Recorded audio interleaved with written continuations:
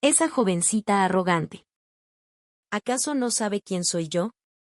La voz de alguien, susurrada con desprecio desde detrás del estrado, llegó como un látigo. Aunque ahogada por el silbido del viento, la mofa y el desdén que contenía eran tan afilados como un punzón de hielo perforando los tímpanos. Un viento gélido barría la explanada del cuartel general de la 11ª Región Militar, bajo un cielo cubierto por una densa capa de nubes grises. Miles de soldados, formados en perfecta disciplina, esperaban en silencio, pero en sus miradas no había expectación por su nueva comandante, sino una profunda y palpable duda. El estruendo de las hélices de un helicóptero Black Hawk rasgó el aire, levantando una nube de polvo ocre que cubrió por un instante los Chevrolet Suburban negros estacionados en la pista. Cuando el polvo comenzó a asentarse, una mujer en uniforme de gala descendió de la aeronave. Era la general de división Elena Vargas. A sus 43 años, su nombramiento como comandante de una de las regiones militares más cruciales del país no era solo poco convencional, era un cataclismo en la rígida estructura castrense. Las 3 estrellas de plata en sus sombreras parecían irradiar un aura de autoridad tan pesada que congelaba el aire a su alrededor. Sin embargo, las expresiones de los generales formados al pie del estrado contaban una historia diferente. La observaban con la misma condescendencia con la que un adulto mira a un niño que ha ocupado un asiento que no le corresponde. Elena Vargas caminó con la barbilla en alto sobre la alfombra roja extendida para ella. El chasquido rítmico de sus tacones era el único sonido que rompía el silencio solemne de la explanada. Su mirada estaba fija al frente, pero sus sentidos se extendían en todas direcciones, agudos y alerta. Podía sentir, casi físicamente, quien se burlaba de ella en silencio, quien la juzgaba con la mirada. En la primera fila, un hombre de pie, con una pierna ligeramente flexionada en una postura de estudiada displicencia, captó su atención. Era el general de brigada Ricardo Montoya. Egresado del heroico colegio militar y considerado el verdadero poder en la sombra de aquella región, era 11 años mayor que ella. A pesar de que Vargas se acercaba, Montoya no corrigió su postura. El reglamento dictaba que debía ser el primero en ofrecer un saludo militar impecable a su superior directa. Pero Montoya, en un acto de desafío deliberado, desvió la mirada y le susurró algo al oído a su jefe de Estado Mayor. Era el inequívoco presagio de una insubordinación. Vargas no detuvo su paso hasta quedar directamente frente a él. Solo entonces Montoya fingió sorpresa, girándose con una lentitud exasperante. Una sonrisa socarrona se dibujaba en sus labios. Vaya, vaya, mi general. ¿Ya llegó? Con el ruido del helicóptero, no la había visto, dijo. Su saludo fue una parodia. La punta de sus dedos apenas rozó su sien antes de caer lánguidamente al aire. No fue un saludo militar, fue más bien un gesto para espantar una mosca. Los oficiales de su Estado Mayor contuvieron la respiración, observando la reacción de Vargas. Sabían que si ella mostraba el más mínimo atisbo de ira o desconcierto en ese momento, la verdadera autoridad de la región militar pasaría, de facto, a manos de Montoya. Elena Vargas lo miró directamente a los ojos, su rostro una máscara de fría impasibilidad. No le devolvió el saludo. En su lugar, su mirada descendió lentamente, examinando la corbata torcida de Montoya y el polvo que manchaba la punta de sus botas de combate. Era la mirada de un inspector de calidad examinando un producto defectuoso. El ceño de Montoya se frunció levemente. Vargas, sin decir una sola palabra, continuó su camino hacia el centro del estrado. De pie frente al micrófono, observó a los miles de soldados que llenaban la explanada. A partir de hoy, asumo el mando de la 11ª Región Militar. Su voz, transmitida por los altavoces, era grave pero firme. Esta zona de operaciones no es lugar para palabras, sino para acciones. El honor de un soldado no reside en sus insignias, sino en su capacidad de combate. Fin del discurso. Su discurso de toma de posesión fue brutalmente corto. No hubo promesas grandilocuentes ni palabras melosas para ganarse el favor de la tropa. Sin mirar atrás, descendió del estrado. El maestro de ceremonias, desconcertado por la inesperada brevedad, se apresuró a continuar con el programa. Montoya observó la espalda de Vargas mientras se alejaba y torció los labios con desprecio. Así que la heroína de las fuerzas especiales pretende traer sus joyitos aquí, murmuró al jefe de Estado Mayor a su lado, dándole una palmada en el hombro. Le doy 6 meses, a lo mucho. Ya veremos cómo se quiebra sola y sale corriendo de aquí.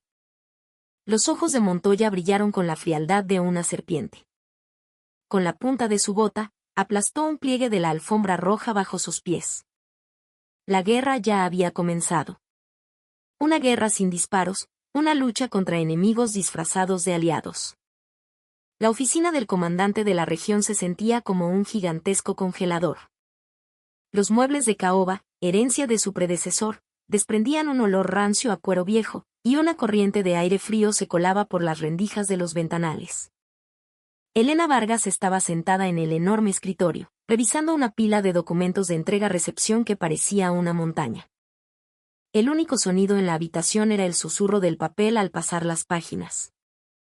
Desde el primer día, había detectado un sabotaje deliberado. Los documentos cruciales, como los planes de operaciones vigentes y los informes de ejecución presupuestaria, que deberían haber estado sobre su escritorio, habían desaparecido. En su lugar, solo había encontrado calendarios de eventos sociales sin importancia y organigramas de unidades para impresionar a los visitantes. Fue entonces cuando la pesada puerta de roble se abrió de golpe, sin el menor aviso de un golpe. Vargas levantó la vista. En el umbral estaba el general Montoya. Llevaba la guerrera del uniforme desabotonada y en una mano, en lugar de una carpeta de informes, sostenía una cajetilla de cigarros. Su entrada era la definición misma de la falta de respeto. Esta oficina está bastante fría, mi general. Cuando estaba el comandante anterior, se sentía un ambiente más cálido, dijo Montoya. Sin pedir permiso, se dejó caer en el centro del sofá de visitas, casi como si se lanzara sobre él. Cruzó las piernas y apoyó un brazo en el respaldo, una postura que parecía proclamar que él era el verdadero dueño del lugar. Vargas dejó la pluma y lo observó fijamente. General Montoya, parece que ha olvidado cómo se toca a la puerta. Ay, disculpe. La costumbre. Entre nosotros no hay necesidad de tantas formalidades, ¿o sí? No sea tan estricta, mi general, respondió Montoya, ofreciendo una sonrisa salamera en lugar de una disculpa. No tenía la más mínima intención de tratar a Vargas como su superior. Para él, ella no era más que una mujer con suerte que había sabido moverse en los círculos correctos de la Sedena para conseguir sus estrellas. Revolviendo una canasta de dulces sobre la mesa de centro, continuó, mire, mi general, esto no es el cuartel de las fuerzas especiales. Los métodos de andar comiendo víboras en la selva y revolcarse en el lodo no funcionan aquí, en una zona de operaciones de esta magnitud. Esto es un sistema complejo. La administración y la gestión son vitales. ¿Y es por eso que omitió entregarme los planes de operaciones y los libros de contabilidad? Para enseñarme cómo funciona el sistema, la pregunta directa de Vargas hizo que la mano de Montoya se detuviera por un instante. Sin embargo, rápidamente recuperó la compostura y se encogió de hombros, fingiendo despreocupación. ¿Omitir? ¡Qué palabra tan fea, mi general! No, ya está. Simplemente, la información es tan vasta y compleja que necesita un poco de orden antes de que usted la revise. Lo hice para evitarle dolores de cabeza. Con todo respeto, alguien que solo ha estado en el campo, viendo esos números de presupuesto tan enredados, seguramente se marearía. Era una burla flagrante. Una declaración que exponía sin tapujos el prejuicio de que una mujer, y además una oficial de campo, era ignorante en temas administrativos. Montoya disfrutaba la situación, saboreando su reacción. Si se enojaba, la tacharía de mujer emocional. Si se mostraba desconcertada, la etiquetaría como una comandante incompetente. Vargas se levantó lentamente de su silla. Cuando caminó hacia el frente del escritorio, las cejas de Montoya se crisparon. Se sentó en el borde de la mesa de centro, justo enfrente del sofá donde él estaba. Ahora sus miradas estaban al mismo nivel. General Montoya, ¿por qué cree usted que me nombraron para este puesto, siendo la más joven en la historia? Bueno, Supongo que gracias a las decisiones progresistas de los de arriba, ¿no? En estos tiempos que corren, seguro hubo alguna consideración tipo cuota de género y esas cosas, replicó Montoya, con un sarcasmo venenoso. No se equivoque, general. No es que no vea los números porque no puede entenderlos. Vargas se inclinó hacia adelante. Sus ojos fríos y penetrantes se clavaron en el rostro sudoroso de Montoya. Es que he estado demasiado ocupada cazando a las ratas que se esconden detrás de esos números.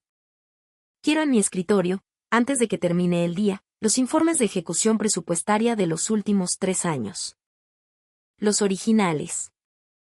No archivos de Excel, quiero los documentos con las firmas autógrafas. Un momento. ¿Está usted insinuando que sospecha de mí? La sonrisa desapareció del rostro de Montoya. La sospecha es para cuando no hay pruebas, general. Yo solo actúo cuando tengo certezas. Vargas tamborileó los dedos sobre la mesa. Y la próxima vez que entre a mi oficina, asegúrese de portar el uniforme como se debe. La guerrera desabrochada es para los pandilleros de barrio, no para un general de brigada. Puede retirarse. El rostro de Montoya pasó del rojo a un púrpura pálido. Apretó la cajetilla de cigarros con tal fuerza que la arrugó. La furia de un macho alfa cuya vanidad había sido herida se reflejaba crudamente en su cara. Se levantó de un salto, empujando bruscamente el sofá. Se va a arrepentir de esto, general. El invierno en el desierto es más largo y más frío de lo que se imagina. Estaré esperándolo con gusto. Montoya salió, cerrando la puerta con un portazo. Un silencio denso volvió a llenar la oficina. Solo entonces, Vargas dejó escapar un largo suspiro que había estado conteniendo. Apretó los puños para ocultar el temblor de sus dedos. Montoya no era un simple oficial incompetente. Era un hongo venenoso profundamente arraigado en esa región militar. Y ella intuía que las raíces de ese hongo se extendían mucho más lejos y profundo de lo que podía imaginar. Miró por la ventana. El sol se ponía tras las nubes oscuras. La batalla apenas comenzaba. De un cajón secreto, sacó una vieja libreta. En la portada, en lugar de la palabra lista negra, había escrito, áreas de limpieza. La inspección fue una sorpresa total. No hubo luces parpadeantes de un escolta oficial ni el saludo de la policía militar avisada con antelación. Elena Vargas, acompañada únicamente por su ayudante de campo, iba sentada en el asiento trasero de un vehículo de mando sin insignias, observando el paisaje a través de la ventanilla. Cada vez que el vehículo se sacudía al pasar por el camino de terracería, su ceño se fruncía un poco más. Su destino era un batallón independiente bajo el mando de la Tercera Brigada de Artillería, reportado como la unidad con las peores instalaciones de toda la región. Era la hora del almuerzo. Un olor a comida emanaba del edificio del comedor, pero no era el aroma apetitoso de un guiso casero, sino un olor rancio a grasa quemada. Cuando Vargas abrió la puerta y entró, el bullicio de los soldados charlando cesó al instante. Los que esperaban en la fila con sus charolas en la mano la miraron con los ojos desorbitados, sorprendidos por la aparición de una general desconocida. Tranquilos, sigan comiendo, dijo Vargas, haciendo un gesto para detener al oficial de servicio que corría hacia ella, presa del pánico. Se dirigió directamente a la línea de servicio. El soldado que servía la sopa desde una enorme olla tenía la mano temblorosa. Vargas tomó una charola ella misma. El menú era lamentable. El informe oficial decía, caldo de res, picadillo y huevos con jamón.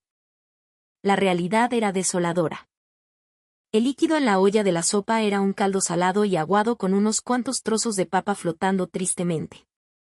El picadillo tenía más col y cebolla que carne, y los pocos trozos de carne que había eran pura grasa. De los huevos con jamón no había ni rastro, en su lugar, había un par de trozos de queso seco y desmoronado. Sin decir palabra, Vargas se sentó en un lugar vacío en una esquina. Llevó una cucharada de caldo a su boca. Estaba salado. Y sabía a viejo. Era imposible que esa comida pudiera reponer las energías de jóvenes que entrenaban todo el día. Levantó la vista hacia un sargento que comía frente a ella, un joven de aspecto demacrado. ¿Siempre comen así?, preguntó. El sargento se quedó helado, incapaz de responder, sus ojos moviéndose nerviosamente de un lado a otro. Su silencio fue una confirmación más dolorosa que cualquier palabra. En ese momento, la puerta del comedor se abrió con violencia y entraron corriendo el comandante del batallón y el jefe de logística de la región, el coronel Campos. El rostro de Campos estaba pálido como el papel. Mi general. Si nos hubiera avisado, habríamos preparado algo, balbuceó. Preparado, Vargas dejó caer la cuchara sobre la charola con un golpe seco. El aire en el comedor se heló. Así que si yo vengo, aparece la carne de res, y si no vengo, la carne se convierte en papa. ¿Qué es usted, un mago? El coronel Campos, sudando frío, tartamudeó, no es eso, mi general, es que con la reciente alza de precios, hemos tenido dificultades con el abastecimiento y hemos tenido que ser flexibles en la administración. Flexibles, Vargas se puso de pie. Su sombra cubrió al coronel. ¿Usted llama flexibilidad a robarle la comida del plato a los hijos de otras familias que vinieron a defender a su país? Esto es malversación. Es un robo. Se equivoca, mi general. Es un problema de presupuesto insuficiente, una práctica habitual. En el cuartel general todos lo saben, y el general Montoya nos dio la orden de usar proveedores locales para impulsar la economía de la región, por eso los precios a veces no cuadran. En su desesperación, Campos mencionó el nombre de Montoya.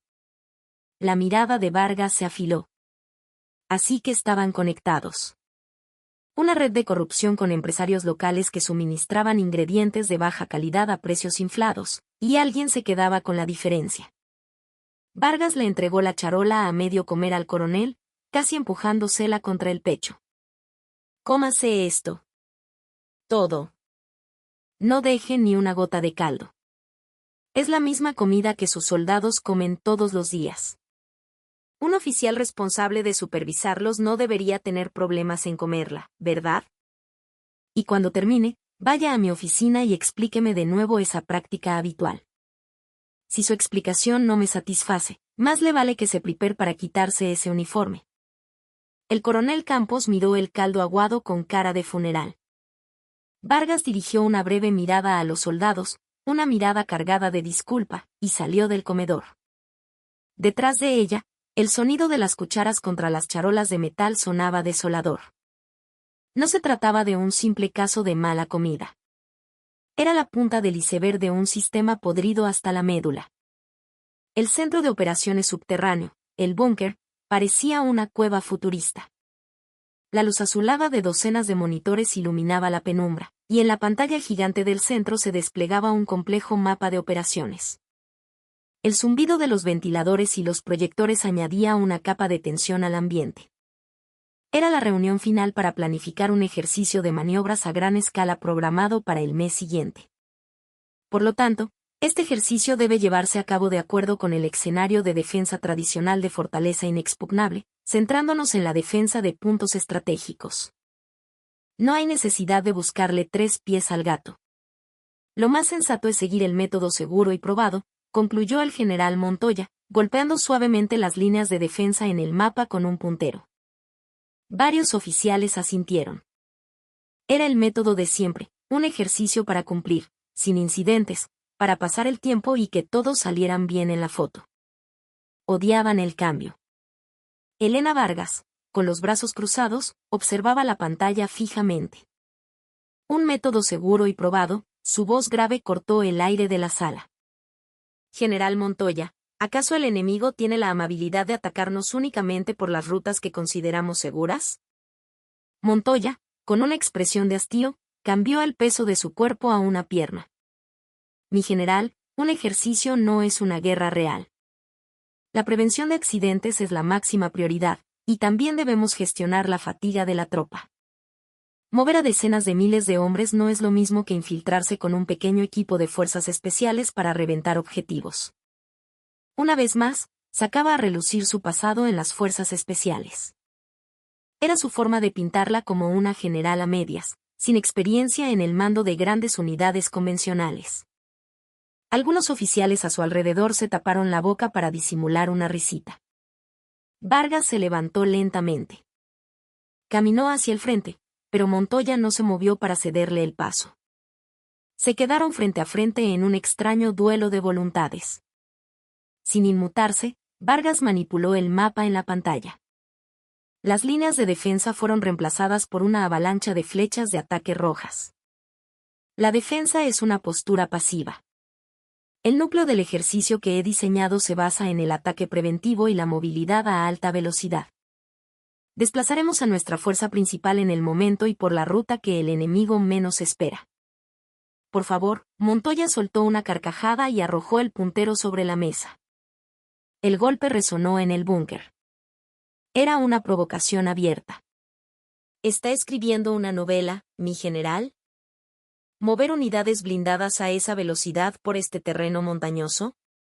Terminarían todos volcados. Sea un poco realista. ¿Quién va a seguir un plan tan temerario que ni siquiera aparece en los manuales?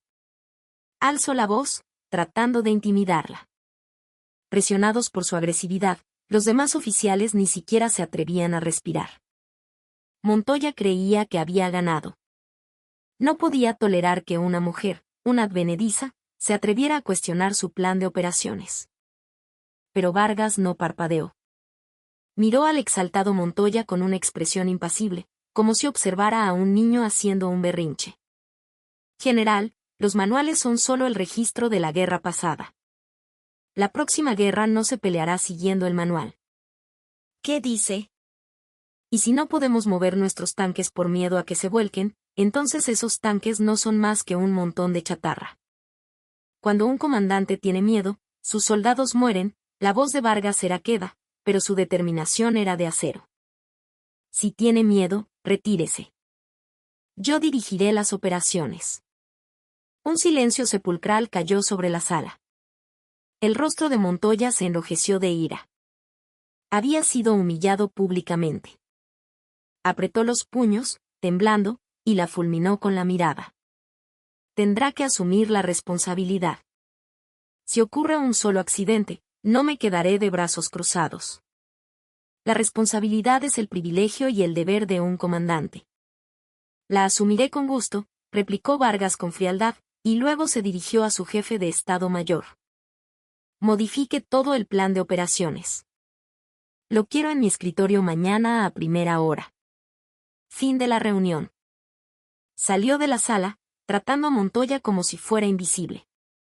El general, abandonado a su furia, pateó una mesa. Un vaso de agua se derramó con estrépito.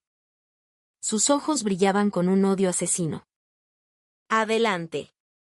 Inténtalo, pensó, apretando los dientes. Yo mismo me encargaré de echar la tierra sobre la tumba que estás cavando. La simple rivalidad se había convertido en un deseo de aniquilación. Era hora de tender una trampa mortal. Llovía como si el cielo se hubiera roto. Un diluvio torrencial, que se burlaba de los pronósticos meteorológicos, convirtió los caminos de la sierra en un lodazal en cuestión de minutos. Era el mayor obstáculo para el ejercicio de maniobras. En el búnker, el centro de control de mando era cálido y confortable. El llano a Montoya sorbía un café instantáneo de un vaso de unicel mientras miraba la pantalla gigante. Los indicadores que representaban el movimiento de las tropas avanzaban con una lentitud exasperante debido al mal tiempo. ¿Lo ve? ¿Qué le dije? Le advertí que los tanques no podrían moverse con esta lluvia. A estas alturas deben estar todos atascados a mitad de la montaña, sin poder avanzar ni retroceder, dijo Montoya, chasqueando la lengua y riendo con su jefe de Estado Mayor. ¿Y dónde está la generalísima? Seguro que después de armar tanto escándalo por salir al puesto de mando en el campo, ahora está metida en su tienda de campaña, bien sequita. En ese momento, una voz urgente surgió de la radio, mezclada con la estática. Aquí líder del batallón de vanguardia. La ruta de acceso al Cerro de las 7 Estrellas está bloqueada por un deslave. Imposible el paso de los tanques. Repito, imposible el paso de los tanques. Necesitamos encontrar una ruta alternativa, pero la visibilidad es nula. Una sonrisa de triunfo se dibujó en el rostro de Montoya. Te lo dije. Imposible. Oye, jefe de Estado Mayor, ordena la suspensión inmediata del ejercicio. Si hay un accidente, tendremos un problema muy gordo. Diles que regresen. Justo cuando Montoya iba a tomar el micrófono, una voz completamente diferente resonó en los altavoces. Aquí, comandante. Batallón de vanguardia, mantenga la calma. Era un tono sereno y firme. Era Elena Vargas. Pero el sonido de fondo de su voz era extraño. Se oía el golpeteo incesante de la lluvia y una respiración agitada. No era el sonido de un búnker, era el sonido del campo de batalla. Desde su posición actual, avancen hacia la colina en dirección a las 2 en punto. Yo los guiaré desde el frente. Mi general, ese terreno es inestable. Si los tanques entran ahí. Confirmado. Lo estoy pisando ahora mismo. Estoy evaluando la firmeza del terreno mientras doy la orden. Sigan mis huellas. Procedan. Los ojos de Montoya se abrieron como platos. ¿Qué? ¿Está abriendo camino delante de los tanques? ¿Con este tiempo de locos? La imagen en la pantalla principal cambió a una transmisión en vivo desde un dron. En medio de la temblorosa imagen, se reveló una escena impactante. En la ladera de una montaña convertida en un río de lodo, bajo el aguacero, Elena Vargas, en uniforme de campaña y sin impermeable, corría al frente de la columna de tanques. Su rostro estaba manchado de lodo, sus botas cubiertas de barro, pero sus señales de mano eran tan precisas como un bisturí. Cada vez que levantaba un brazo para indicar una dirección, los gigantescos vehículos blindados maniobraban como por arte de magia, esquivando los peores socavones. ¿Cómo es posible?, preguntó un oficial de operaciones, boquiabierto. Aquello no era comandar desde un mapa, era leer el terreno con el cuerpo, una habilidad que solo los verdaderos líderes de campo poseían. Vargas no se detuvo. Con una resistencia física increíble para una mujer de su edad, atravesaba el terreno escarpado, animando a sus soldados. Sé que es duro. Pero el enemigo no espera a que deje de llover. Síganme, su grito atravesó el rugido de la lluvia y se clavó en los oídos de la tropa. La mirada de los soldados, antes abatida, cambió. Una general de 3 estrellas se revolcaba en el fango y corría delante de ellos. Ese solo hecho inyectó nueva fuerza en sus piernas cansadas. La operación fue un éxito.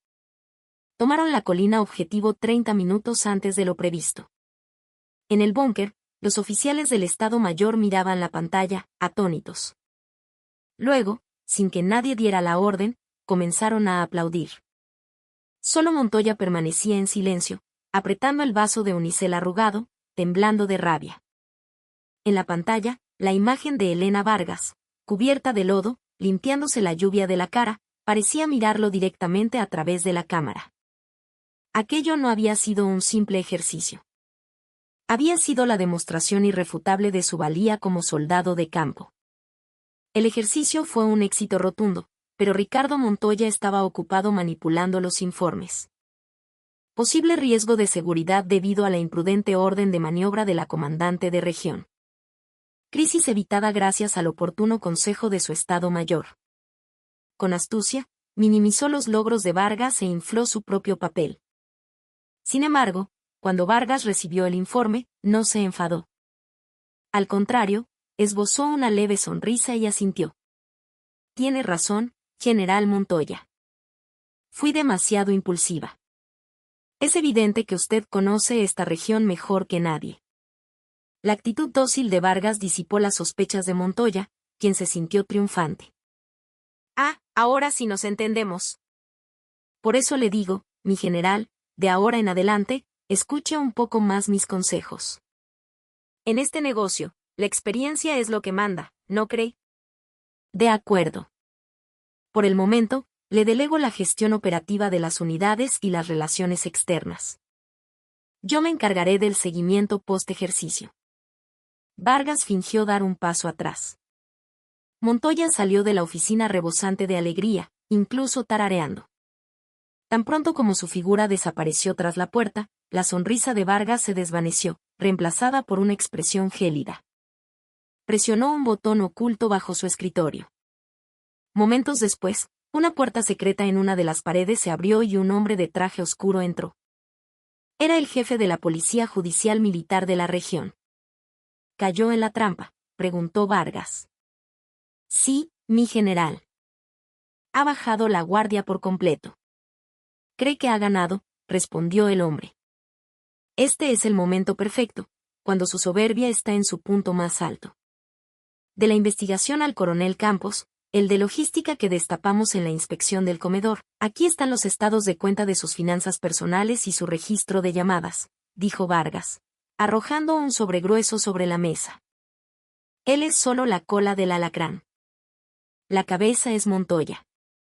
El jefe de la policía judicial hojeó los documentos. Esto es más profundo de lo que pensábamos. Están involucrados el dueño de una constructora local, el director de una empresa de gestión de residuos, incluso funcionarios del ayuntamiento. Si movemos una pieza, podríamos alborotar todo un avispero. No se puede sacar la miel sin arriesgarse a las picaduras.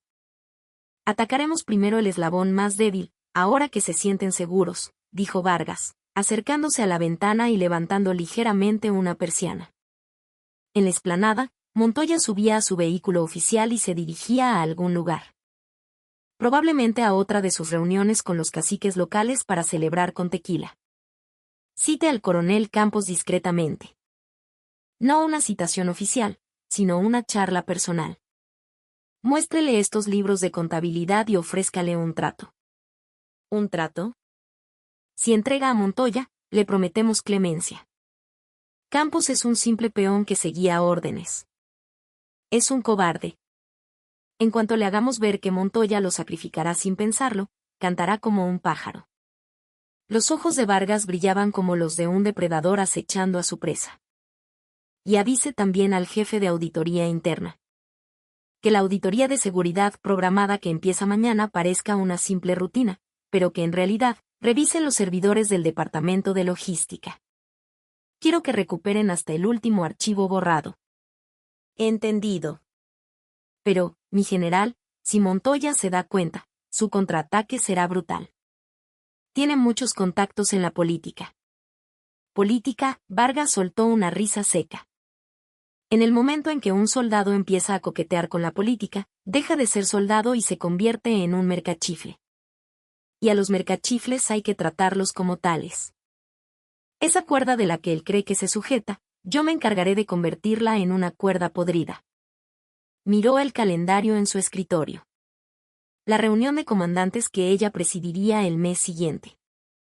Ese día, sería el juicio final de Ricardo Montoya. Vargas había colocado un cebo delicioso sobre la trampa. Ahora solo tenía que esperar a que la rata mordiera. Eran las 2 de la madrugada.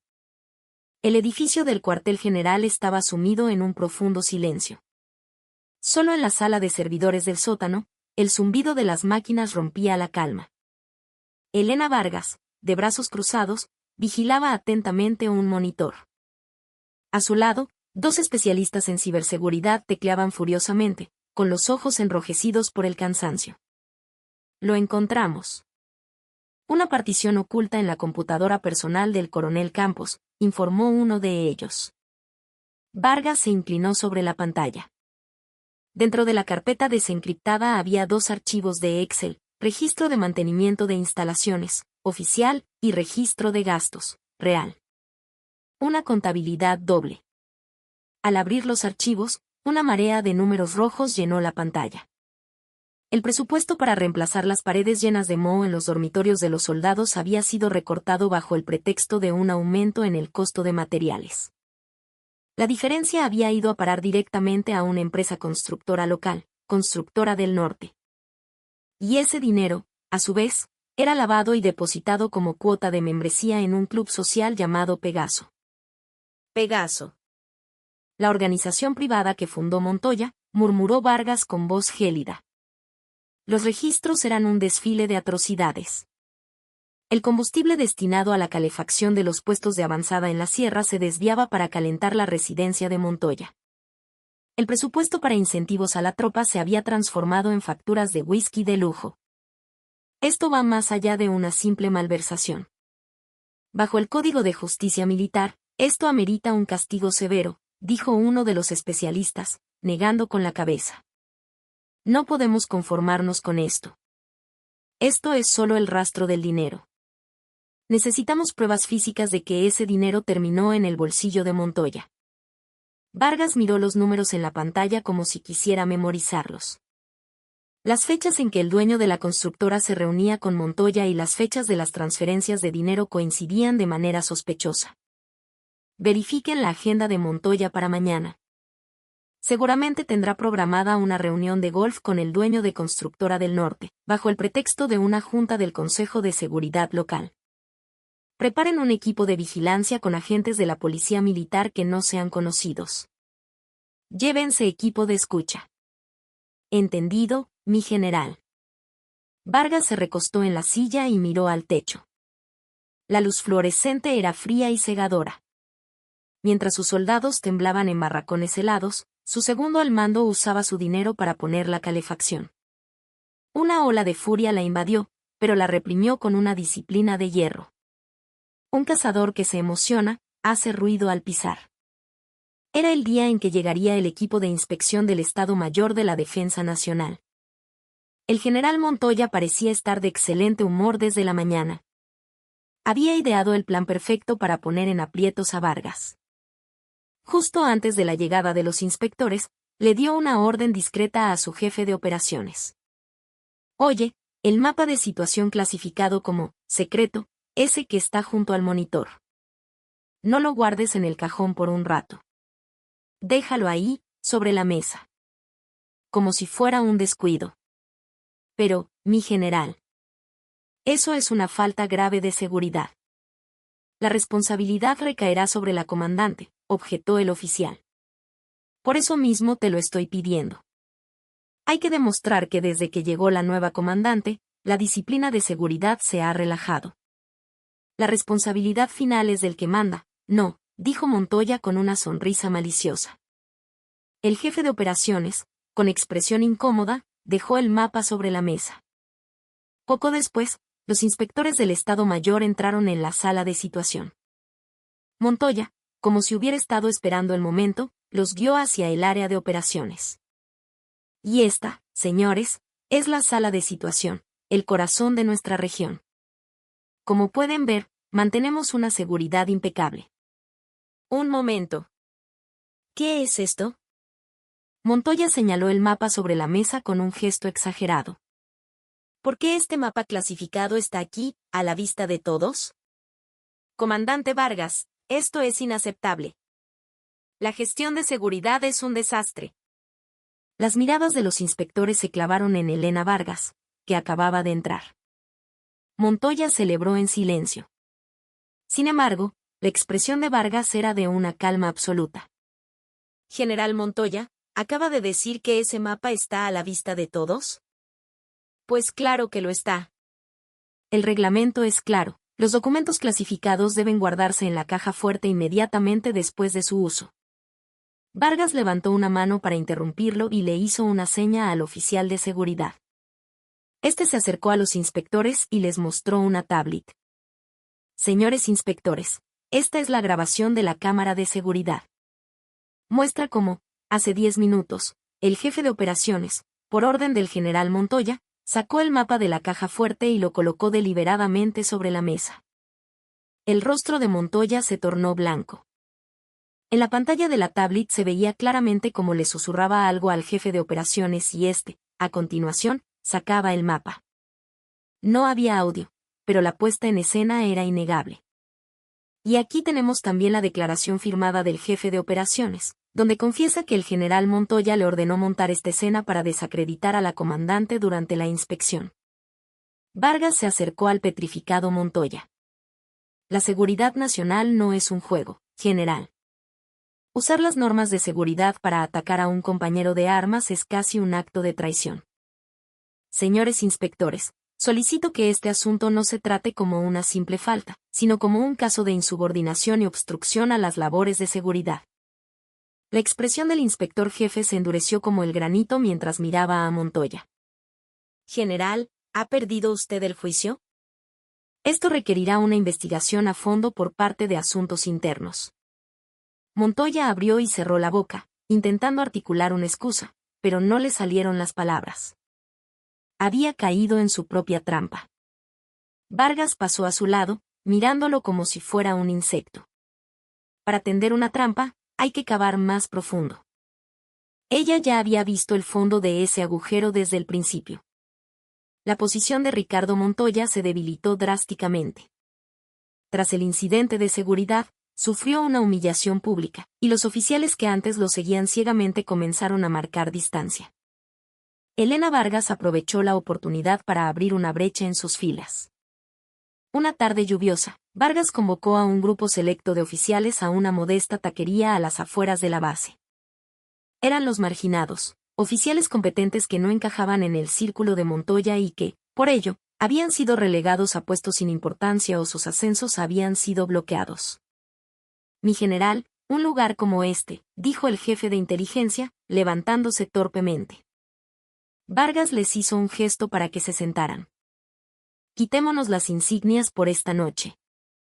Hoy no los invité como su comandante, sino como una compañera de armas con más años de servicio. Ella misma tomó una botella de tequila y le sirvió a todos en sus caballitos, un gesto radicalmente opuesto al de Montoya, que siempre esperaba que sus subordinados le sirvieran. Coronel Juárez, ¿cómo sigue su madre de la operación? Sé que tuvo que cancelar sus vacaciones el mes pasado, se lo agradezco mucho, dijo. El jefe de inteligencia la miró, sorprendido. Conocía detalles personales que no figuraban en ningún expediente. Y usted, Mayor Soto, su hijo empieza la primaria este año, ¿verdad? Me enteré de que ha tenido problemas con la asignación de vivienda. Ya hablé con el Departamento de Bienestar, se solucionará pronto. La mirada de los oficiales cambió.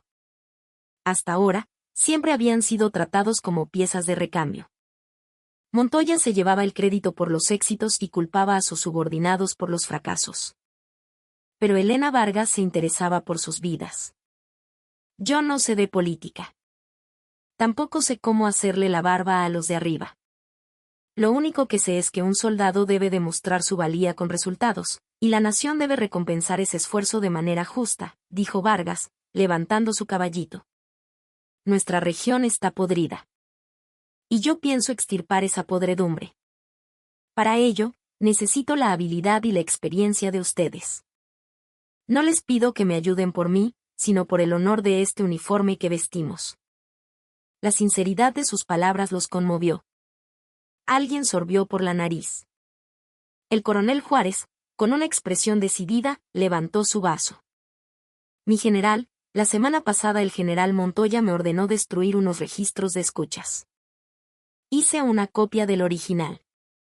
La tengo guardada. Quizás le sirva. Yo tengo un memorando con solicitudes de ascensos a cambio de favores, dijo otro. Uno tras otro, comenzaron a surgir confesiones. Su sentido de la justicia, largamente reprimido, había encontrado en Vargas el catalizador que necesitaba para estallar.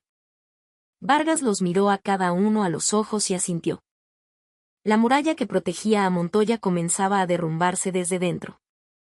Gracias a la información del jefe de inteligencia, surgió la oportunidad de dar el golpe de gracia. Un domingo por la tarde, Elena Vargas se cambió a ropa de civil en su residencia oficial. Con un sombrero de ala ancha y gafas de sol que ocultaban su rostro, subió a una camioneta sin distintivos donde le esperaba un equipo de la Policía Judicial Militar. El vehículo se detuvo en el estacionamiento de una lujosa hacienda-restaurante a las afueras de la ciudad. Era uno de los principales puntos de encuentro de Montoya para recibir sobornos. Actualmente, el general Montoya, el dueño de Constructora del Norte y el asesor de un diputado federal están en el salón privado número 3, susurró un agente con un auricular. Las cámaras y micrófonos en miniatura, instalados previamente, se activaron. En un monitor dentro de la camioneta, apareció una imagen en blanco y negro del interior del salón. Montoya, visiblemente ebrio, se reía a carcajadas.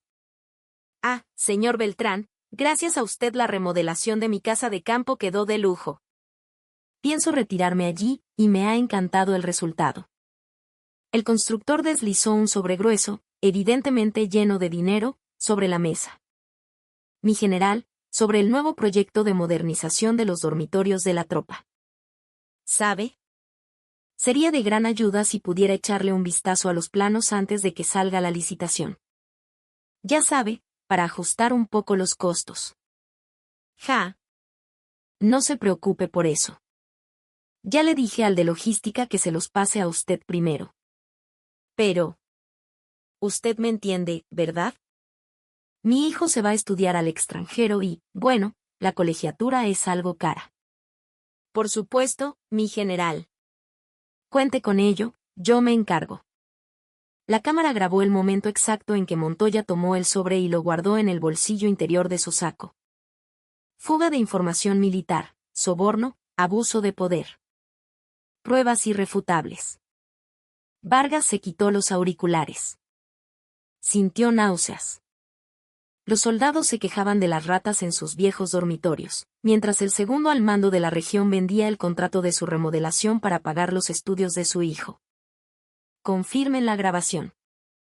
Limpien el audio de ruidos y mejoren la calidad de la imagen para que los rostros sean identificables. Lo quiero todo listo para mañana. ¿Entramos ahora, mi general?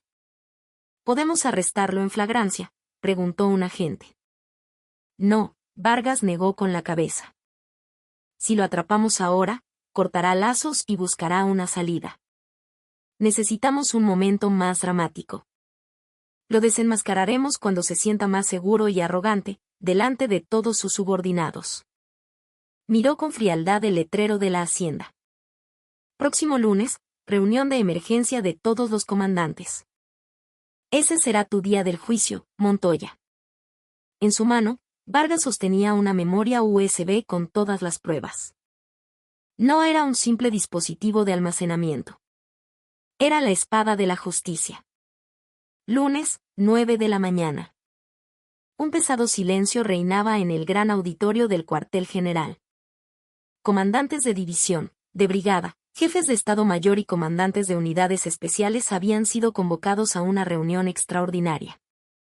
En la primera fila, el general Montoya miraba su reloj, incapaz de ocultar su irritación. ¿Qué demonios es todo este alboroto un lunes por la mañana? Las evaluaciones de los ejercicios ya terminaron, le refunfuñó al oficial a su lado. Montoya no tenía ni la más remota idea de que su encuentro secreto del domingo había sido descubierto. Simplemente asumió que Vargas quería imponer disciplina con una reprimenda general. Atención. Firmes. La comandante de la región, anunció el maestro de ceremonias. Elena Vargas subió al estrado. Su expresión era tan serena como siempre, pero en su mano sostenía una carpeta roja que nadie había visto antes. Se paró en el podio y recorrió lentamente con la mirada a la audiencia. Cientos de ojos estaban fijos en ella. Los he convocado hoy para hablar de un cáncer que carcome nuestra región militar, dijo.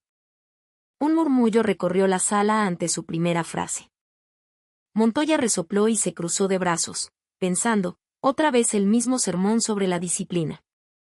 Recientemente, nuestra región ha sufrido graves incidentes de malversación de suministros, tráfico de influencias y filtración de información clasificada. Y en el centro de todo esto, se encuentra un oficial de muy alto rango. Las cejas de Montoya se crisparon. Algo en el ambiente se sentía diferente. Vargas se giró e hizo una seña. Proyecten el video. Las luces del auditorio se atenuaron y un haz de luz del proyector iluminó la pantalla gigante detrás del estrado. En cuanto apareció la primera imagen, un grito ahogado de asombro llenó la sala. En la pantalla, dividida en dos, se veía a la izquierda el pie de un soldado con unas botas de combate destrozadas, y a la derecha, la imagen de Ricardo Montoya asando un corte de carne de primera calidad. La siguiente escena fue aún más devastadora. Montoya, riendo a carcajadas mientras recibía un sobre con dinero del dueño de la constructora. La imagen era nítida.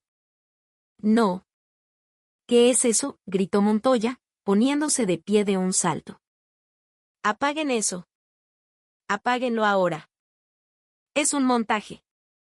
Ese video es falso. Montoya gritaba y apuntaba con el dedo al estrado, con el rostro rojo como un tomate a punto de estallar. Con la tecnología de hoy cualquiera puede hacer un video falso. ¿Cómo se atreve a difamar a su superior directo? Esto es insubordinación. A pesar de sus gritos, Vargas no se inmutó. Tomó el micrófono y, con una voz serena pero que resonó en todo el auditorio, dijo: «Montaje, general. Yo no presento informes con datos falsos». Hizo otra seña, y un audio claro y nítido brotó de los altavoces. «Mi hijo se va a estudiar al extranjero y, bueno, la colegiatura es algo cara. Ya le dije al de logística que se los pase a usted primero». Era la voz inconfundible de Montoya. Su tono, su risa, incluso el tintineo de los cubiertos de fondo. Era perfecto. Las piernas de Montoya flaquearon. Esto es una escucha ilegal. Es una prueba obtenida ilegalmente. No tiene validez, balbuceó, aferrándose a un último argumento legal. Vargas abrió la carpeta roja. ¿Ilegal? No se equivoque. Esta grabación fue entregada voluntariamente por el señor Beltrán, de Constructora del Norte, quien estaba presente con usted en esa comida. ¿Qué? Ese fue el primer giro de la trama. Vargas no solo había grabado la conversación. 2 días antes, había presionado al constructor, dándole a elegir: ser procesado junto a Montoya por soborno, o convertirse en testigo protegido y recibir una sentencia reducida. El empresario, un hombre de negocios al fin y al cabo, no dudó en traicionar a Montoya. La fuente de dinero en la que confiaba, general, ya se ha secado. Y aquí tengo también la declaración firmada del asesor del diputado, donde confiesa haber recibido sobornos de usted a cambio de favores políticos. Vargas levantó un fajo de papeles. La atmósfera en el auditorio se había transformado en puro terror. Los oficiales que formaban parte del círculo de Montoya bajaron la cabeza, sudando frío. General Montoya, esas 2 estrellas en sus hombros fueron forjadas con la sangre y el sudor de sus subordinados. En el momento en que las vendió, dejó de ser un soldado y se convirtió en un simple mercachifle. Las palabras de Vargas fueron como dagas que se clavaron en el corazón de Montoya. Ya no tenía nada que decir. Solo podía mirar, con la boca abierta, su propio rostro sonriente y corrupto en la pantalla. En mi calidad de comandante de la 11ª Región Militar, y en virtud del artículo 23 del Código de Justicia Militar, relevo al general de brigada Ricardo Montoya de su cargo con efecto inmediato.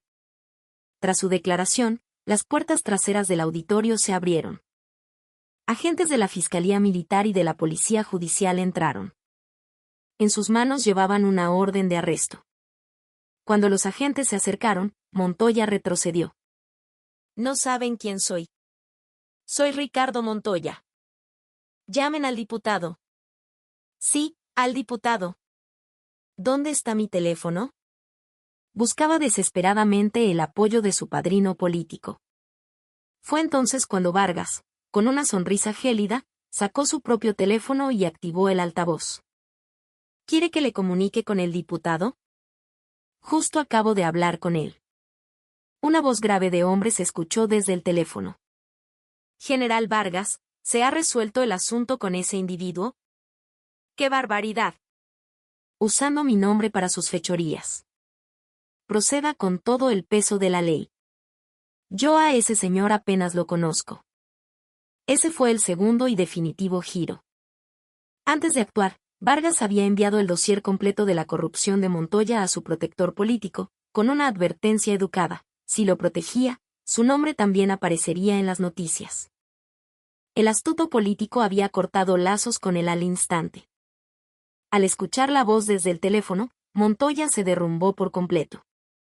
No era que el hacha en la que confiaba le hubiera herido el pie, le había cortado la cabeza. Los agentes le sujetaron los brazos. Le quitaron el cinturón de cuero y le arrancaron las insignias de su rango. La reputación que había construido durante 50 años se hizo añicos en el suelo. mientras se lo llevaban, se volvió para mirar a Vargas. Su arrogancia había desaparecido. En sus ojos solo quedaba el arrepentimiento y el miedo. Llévenselo, ordenó Vargas. Montoya desapareció del auditorio. Después de él, el coronel Campos y una docena de otros oficiales implicados en la red de corrupción fueron nombrados y arrestados. En la sala solo quedó el sonido de respiraciones contenidas. No era miedo. Era el alivio doloroso que sigue a la extirpación de un tumor. El huracán había dejado devastación a su paso, pero también había limpiado el aire. Elena Vargas blandió el bisturí de la reforma sin vacilar. Lo primero que cambió fue la comida. El comedor, antes un símbolo de la corrupción, ahora servía todos los días guisos calientes con carne y fruta fresca. El dinero malversado había sido recuperado y reinvertido en su totalidad en el bienestar de la tropa. Vaya, otra vez carne asada. Desde que llegó la general, vamos a engordar todos, le dijo un soldado con una sonrisa radiante a Vargas durante una visita. Ella le devolvió la sonrisa y le dio una palmada en el hombro. El sistema de ascensos también fue reestructurado. Los oficiales incompetentes que habían subido de rango a base de halagos a Montoya fueron destituidos. Sus puestos fueron ocupados por oficiales honestos y trabajadores que habían sido ignorados durante años. El coronel Juárez, que había derramado lágrimas en la taquería, fue ascendido a general brigadier y nombrado nuevo jefe de Estado Mayor. Capitanes y mayores meritorios, antes invisibles, ahora ocupaban puestos clave. El protocolo innecesario del cuartel general desapareció. Vargas se servía su propio café y los informes en papel fueron sustituidos por tablets. En la explanada, donde antes se realizaban desfiles para la galería, ahora resonaban los gritos de los soldados en entrenamientos de combate realistas.